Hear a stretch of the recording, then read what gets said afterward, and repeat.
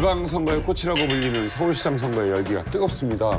왕자의 자리가 계속될 것인지 삼선 신화를 무너뜨릴 새 챔피언이 탄생할지 주목이 되면서 3당 후보의 지지율, 신경전이 날카롭죠. 꼭 3당 후보라고 그러더라고요. 4당 후보인데 정의당의 김종민 후보도 있습니다. 아, 있어요? 예. 4당 후보의 지지율. 네. 예, 지금 뭐 지지율로 보게 되면은 박원순 후보가 압도적인 1위를 달리는 가운데 2위와 3위 자리는 이게 지금 여론조사마다 지금 엇갈리고 있습니다. 어떤 여론조사에서는 그 김문수 후보가 앞서는 걸로 나오고 어떤 여론조사에서는 안철수 후보가 더 앞서는 걸로 나오고 단일화 얘기는 보통 앞서가는 쪽에서 얘기를 하거든요. 네네. 양쪽에서 단일화 얘기가 다 나오는 것 같습니다. 참 바람직한 여론조사에 대한 불신을 사실은 야당 쪽에서 몇 번 제기를 했어요. 네, 저희가 논평도 내고요. 어떻게 여론조사를 하느냐에 따라서 또 숨겨진 의도가 담겨 있을 수 있거든요. 그래서 지금 기본적인 트렌드는 저희가 예측했을 때는 사실은 2강 뭐 1약 이 정도의 수준으로 갈 거라고 판단을 했었는데 사실 초반에 프레임이 좀 그렇지 못하고 있죠. 그래서 안철수 후보와 김문수 후보, 모 여론조사에서는 김문수 후보가 2등을 차지하는 경우도 있고요. 주로 이제 안철수 후보가 2등을 유지하고 가고는 있는데 네. 그 여론조사에 따라서 사실은 후보자들의 심리가 굉장히 들쭉날쭉하기 때문에 굉장히 조심스러운 그런 건 있습니다. 그럼 홍준표 대표 같은 경우는 네. 특정 그 여론조사 기관을 콕 집어서 좀 비난하는 말씀도 하셨는데 네. 그러니까 전체가 아니라 일부가 좀 문제가 있다고 생각하시는 겁니까? 저희의 경우도 한 여론조사 기관만 김문수 후보가 2등으로 나오는 걸로 발표가 되고 있어요. 그래요? 그래서 이제 그 특정 그 여론조사의 기관에 대해서 좀 불만이 있죠. 지금 여론조사를 제가 한번 보면요. 5월 8일 날 한국 갤럽 조사연구소에서 JTBC 의뢰로 발표를 했는데요. 박원순 후보가 56.6% 물론 1위를 달리고 있고요. 그리고 바른미래당의 안철수 후보 14.8%, 또 자유한국당의 김문수 후보가 10.6%, 또 5월 3일, 4월 17일 이렇게 두 번의 또 여론조사도 같은 트렌드로 지금 나오고 있습니다. 근데 한 여론조사 기관만 김문수 후보가 2위를 차지하는 걸로 나오기 때문에 저희는 좀 그 신뢰도에 대해서 문제 제기를 한 부분들이 있습니다. 여론조사가 9분 정도 걸리는 그런 여론조사이기 때문에 중간에서 9분을 누가 기다리면서 직장인들이 그걸 받겠습니까? 그러니까 그걸 끊게 되면 샘플수에 안 잡히게 되거든요. 그러니까 양쪽의 적극적인 지지자들만 9분 동안 기다리는 거죠. 오직 1위를 위해 달리는 선거 레이스에서 유독 2위 징탈전이 불꽃 튀고 있습니다. 민생 속으로 뛰어든 안철수 후보가 좀 고전을 면치 못하는 거 아니냐. 저는 이번에 안철수 후보가 선거운동을 하는 걸 보고 이 후보는 한마디로 이 정치를 모르는 후보다.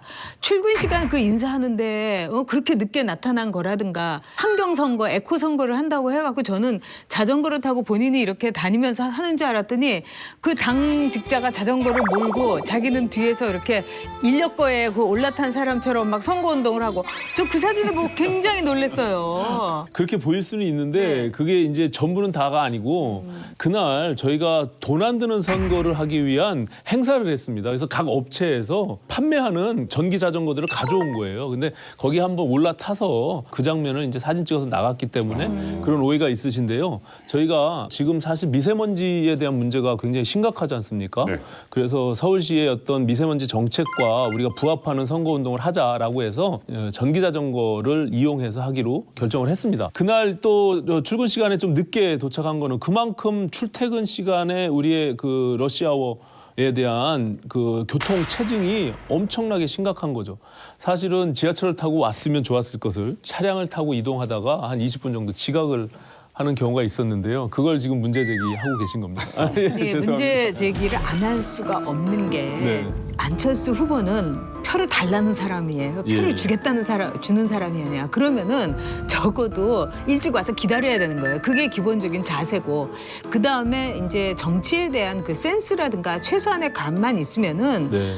아마 다른 후보 같으면은 자전거에 올라타지 그 뒤에 여기서 손 들라고 해도 그걸 안 해요. 그런 게 감이에요. 근데 그걸 또 올라간다고 거기서 손을 들고 있고 그 당직자가 거기서 하고 그 사진 한 장으로 모든 게 끝나버릴 수도 있는 거예요. 그러니까 이 안철수 후보의 가장 딜레마 이거예요. 예. 사실 옛날 대변실 안철수 후보를 공격할 때 물포토서의 강호동 씨한테 너무 감사해야 될 분.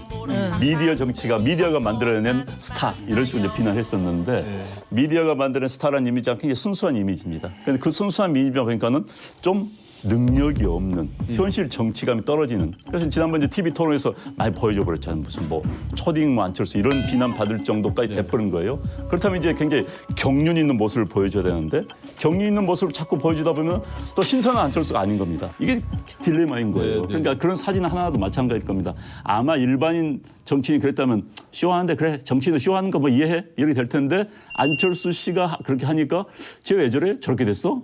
이게 이제 딜레마인 겁니다. 약간 기대를 했거든요. 왜냐하면은 사실 그분들만 빼고 누구나 다 동의하시겠지만은 보수가 저래서는 안 된다라는 거잖아요. 뭔가 보수의 대안이 필요한 거고 그런 보수의 대안으로서 바른미래당에 제대로 좀 서기를 바랬고 그런 관점에서 보게 되면 이번 서울시장 선거가 굉장히 중요해요. 일단 편협 프리미엄이 있어요. 거기다가 지금 뭐 대통령에 대한 지지율이 이렇게 높은 상황 속에서 여당이 이긴다라는 건 사실 굉장히 힘들잖아요. 그렇다고 한다 결국 2등을 누가 하느냐 이게 굉장히 중요한 싸움인데 사실은 안철수 후보가 등장해서 이건 아니다. 거기서 종지부를 찍고 우리가 좀 보수가 거듭나겠다라는 이런 메시지만 던진다 하더라도 이제 2위로 달릴 수가 있을 텐데 그런 부분에서 상당히 좀 미흡한 것 같아요.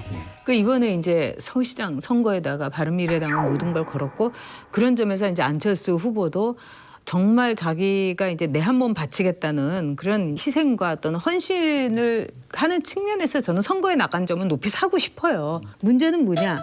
정치인 안철수로서 전혀 실력 발휘가 안 될 뿐만 아니라 도대체 왜 이럴 거면 정치를 하지? 했을까? 이런 생각이 드는 거예요. 그냥 있지. 근데 이번에도 보면은 캠프 안에서 전혀 그 소통이 안 되고 그래서 뭐 하태경 의원 같은 사람이라든가 여러분들이 이제 내놓고 이제 불만을 표시하지를 않나. 그다음에 또 한쪽에서는 한 사람에 의해서 움직이고 있다. 근데 그 사람이 누구냐? 바로 사모님이다. 뭐 이런 소리도 이제 나오고 있고 이 선거라는 거는 모두가 다 같이 어울려 가지고 정말 이 함께 고생을 해야 되는데 이상하게 틀어지는 거예요. 거기다가 진수희 그 시당 위원장이 뼈저리게 후회한다고 하면서 서울시당 위원장직을 내던진 거예요.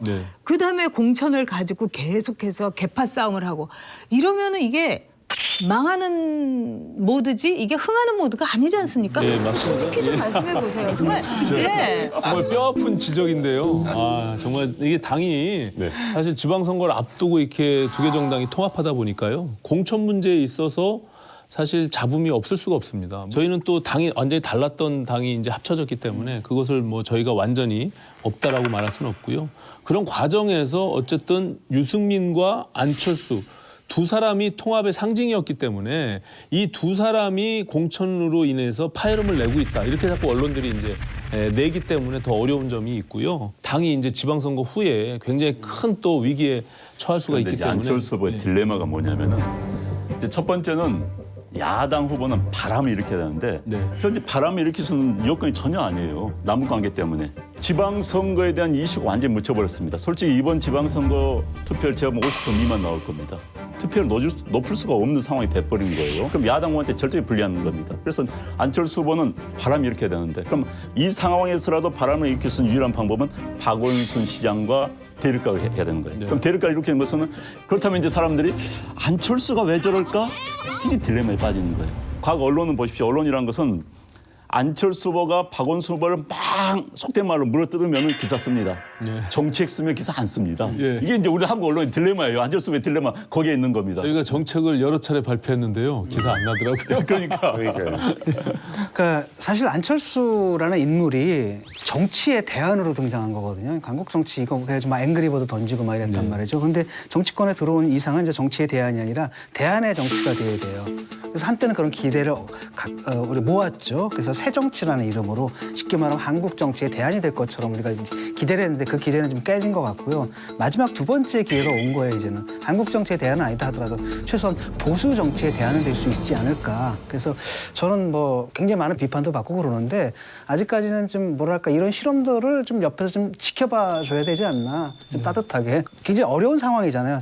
객관적 조건 자체가 어렵기 때문에 이런 상황 자체를 갖다 좀 앞으로 잘 돌파해 나가시기를 좀 여기 바라요. 어떤 모드로 가시죠? 말이 하도 씹어대니까요. 천사야? 왜 지금? 갑자기 천사 됐어요, 그죠? 모두 가게에서. 아니 저기서 막 하면 내가 이렇게 해야 되는데 내가 이렇게 하려니까 내가 하고 싶은 것보다 더 공격해. 그래. 안철수 후보가 서울시에서 텃밭은 굉장히 좋아요. 지난번 선거를 기준으로 한다면 대선 때 서울 시내에서 문재인 후보가 42%, 그다음에 홍준표 후보가 약 20%, 그다음에 안철수 22%. 서울에서만은 이겼어요. 네. 그런데 텃밭이 좋은데 그 텃밭을 못 살리고 있는 것. 네. 그게 이제 저희는 뭐 딜레마입니다. 결과적으로는 그렇게 결과가 나올 거라고 예측하고 있고요. 다만 지금 말씀하신 대로 안철수 정말 그렇게 나올 거라고 생각하세요? 아유, 말씀 들어보세요. 전 의원님 너무 까게 아니, 하는데. 그게 아니라 예, 예.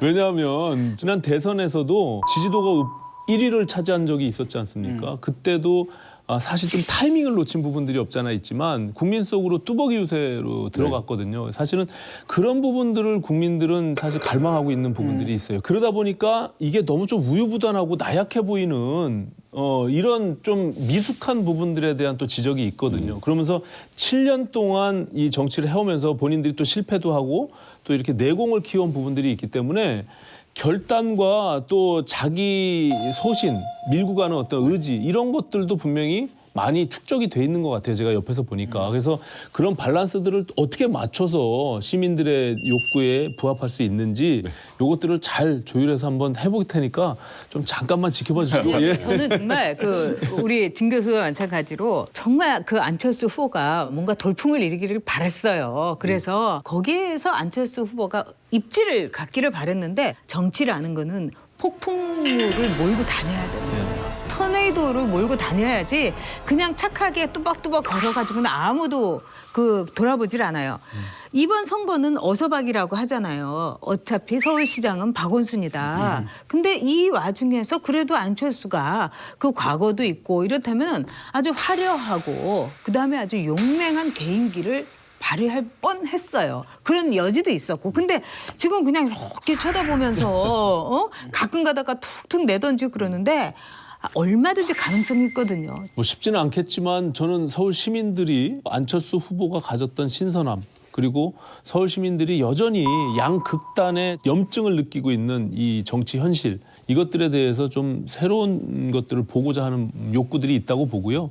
그것을 어떻게 잘 준비해서 그 타이밍에 보여줄지 네. 이런 것들이 관건이 아닐까 이렇게 생각합니다. 일단 뭐 시정 지지율이 69.6%가 나오거든요. 그러니까 서울 시민들이 한 70% 정도는 오케이 뭐 무리 없이 시정을 해왔다 이렇게 긍정적인 평가를 내리고 있는 데다가 대통령 지지율이 막 84%씩 막 이렇게 나오고 거기다가 이제 북미 회담 남북 관계 개선이라든지 빅 이슈가 있는 데다가 게다가 또 후보들 사이가 워낙 차이가 많이 나잖아요 지금. 이게 좀 비슷해야지 얘기라도 되는데 이게 너무 격차가 너무 나다 보니까 아예 얘기조차도 좀 안 되는 그러다 상황이에요. 보니까 박원순 후보가 전략 자체를요.